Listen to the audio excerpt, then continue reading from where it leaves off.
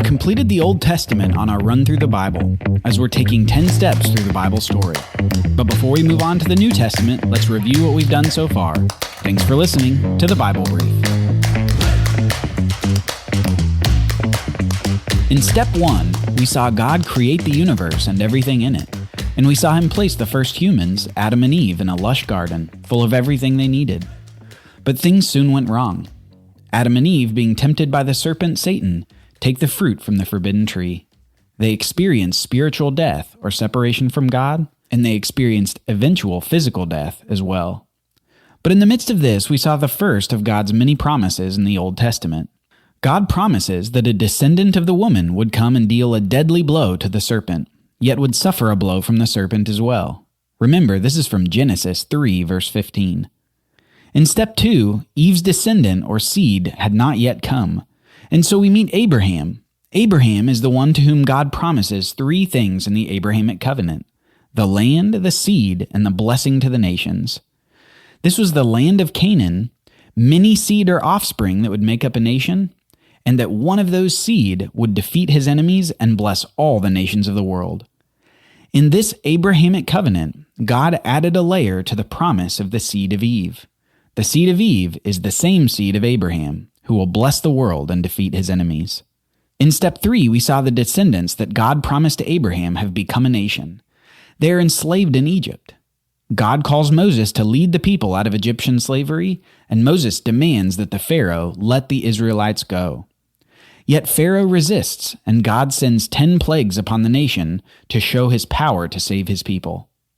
With our description of the final plague, we introduced the idea of substitution. This idea was that in order to temporarily appease the death penalty for sin, God allowed the Israelites to sacrifice animals in their place. This allowed the Israelites to draw near to God without incurring judgment by him. Again, this was due to the holiness of God and his perfect moral righteousness. Sin and sinfulness cannot be in God's presence. Finally, we saw God give a law to the people that accompanied blessings and curses. If the people obeyed the law, they would enjoy blessing in the land of Canaan promised to Abraham. But if the people disobeyed the law, they would be severely cursed and cast out of the land. In step 4, we saw the Israelites finally enter the land of Canaan after their slavery in Egypt.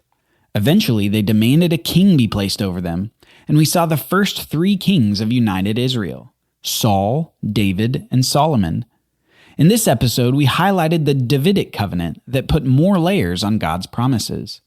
David was promised a dynasty, a throne, and an everlasting kingdom. Further, he would have a descendant or a seed who would rule on his throne in that everlasting kingdom. We're seeing the picture of this seed of Eve, of Abraham, and of David, who would not only defeat evil and bless the world, but also rule as king over an everlasting kingdom. In step 5, we saw the kingdom of Israel split into 2 kingdoms, the kingdom of Israel in the north and the kingdom of Judah in the south. In each of these kingdoms, we saw continued rebellion against the law that God had given the nation. But God sends prophets to warn the people and asks them to turn away from their sins and back to God. The prophets warn that each of the kingdoms will be invaded if the people continue in their rebellion. And for both kingdoms, this comes to pass. The northern kingdom of Israel is conquered by the Assyrian Empire, and the southern kingdom of Judah is conquered by the Babylonian Empire to go into exile for 70 years. Yet in the midst of this conquest, one of these prophets announces more promises. God is going to make a new covenant agreement with Israel and Judah, where he will write his teaching on their hearts and will forgive their sin. This won't be like the law that he gave them before entering the land of Canaan long ago. Instead, this will be a completely new covenant, where God himself will fill his people with knowledge of him and his instructions. In step 6, we saw the kingdom of Judah in exile, and we focused on a particular prophet that was active in the city of Babylon during this time. This man's name was Daniel, and he interpreted many of the Babylonian king's dreams that described future events in the kingdoms of the world. Even more, Daniel himself prophesies about the activity of Messiah 483 years after a decree goes out for the rebuilding of the city of Jerusalem. As the 70 years of exile for the kingdom of Judah comes to an end, the hope of Messiah continues to mount. Finally, in step 7, the final step of the Old Testament, we saw the 3 waves of Israelites return to the land after the 70 years of exile.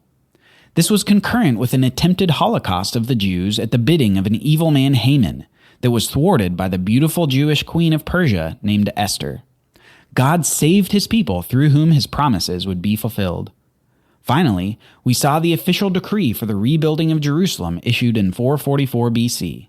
The clock that Daniel announced in step 6 has now been started. Messiah would be coming soon. As we close the Old Testament, we've learned about so many promises of God. The promises include the seed of Eve who will defeat his enemy, the same seed of Abraham who will bless the world, the same seed of David who will rule over an everlasting kingdom, the new covenant agreement to Jeremiah, in which God will forgive the sin of the people of Israel and write his teaching on their hearts. And finally, the promise of a Messiah that's coming soon through Daniel, this Messiah who will be killed. We leave the Old Testament with an air of mystery. How can a dead Messiah fulfill all the promises?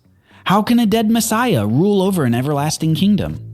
These questions weren't alien to the Jewish people, and we'll see in the next episode their attempts at answering these perplexing questions as we come to meet the Messiah. Thanks for listening to the Bible Brief.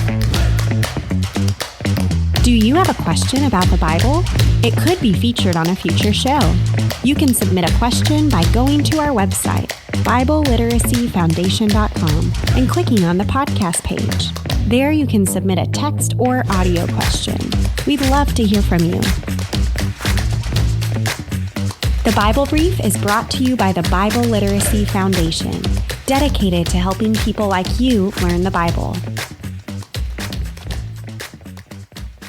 Copyright Bible Literacy Foundation 2022.